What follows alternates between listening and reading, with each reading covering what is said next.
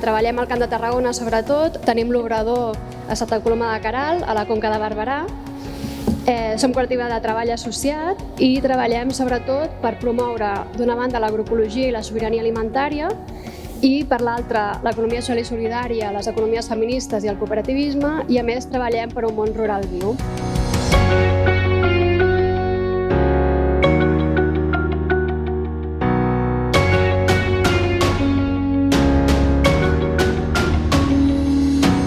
Som una cooperativa d'enginyers i científics que el que vam estar pensant és que per fer transició energètica no podíem dependre més del sol i del vent.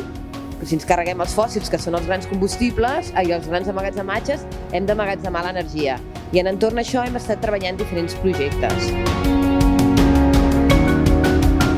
Per tant, per nosaltres, l'important de l'activitat financera és que puguem canalitzar o moure diners des de l'estalvi popular, cap al finançament d'entitats d'economia social i solidària, de projectes que promoguin aquesta sobirania econòmica.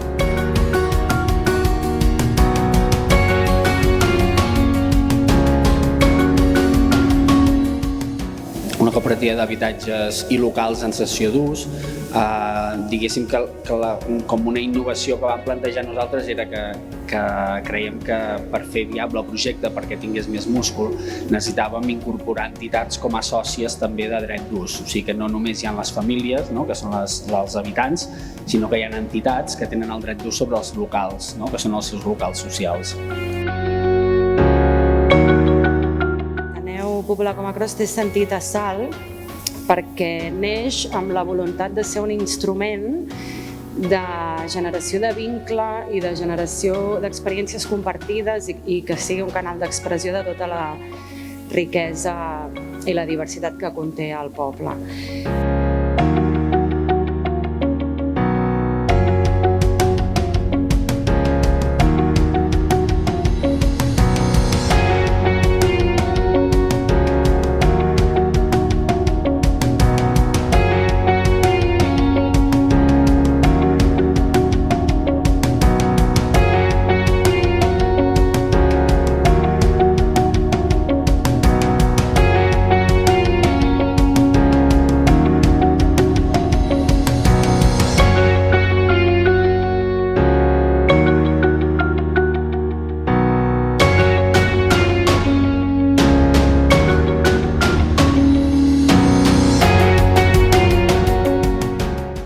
Dic que des de fa ja uns anys intentem anar promocionant l'economia social i solidària pel que fa a serveis públics. Avui explicarem una mica l'experiència del SAT, com el gestionem nosaltres i com ho lliguem amb el projecte que encara estem desenvolupant de futura cooperativa de serveis públics. Poder decidir nosaltres, en un món canviant com l'actual, poder decidir com ens volem moure. Cosa que a vegades sembla molt obvi, però al final i la realitat del món i de la vida ens obliguen a moure'ns, ens diuen com, ens diuen quan, ens diuen el preu que ho hem de fer, ens diuen quan hem d'invertir, ens diuen quant de deute hem de tenir per poder tenir un cotxe, per poder tenir un pàrquing. Per tant, per trencar tot això, ens decidim poder ser sobirans.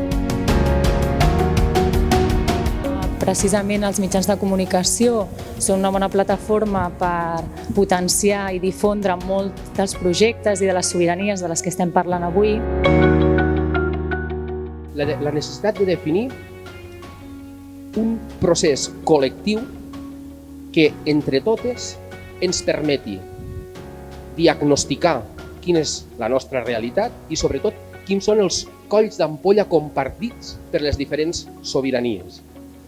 Hem de ser conscients que del que es tracta no és d'anar donant la batalla cadascuna de nosaltres en el nostre marc de sobirania, sinó capaces d'entendre que entre les diferents sobiranies existeixen punts en comú, existeixen comuns denominadors que ens cal ser capaces de trobar per definir aquesta estratègia col·lectiva en aquest procés de construcció de sobirania reproductiva davant i que s'oposi a la sobirania del capital.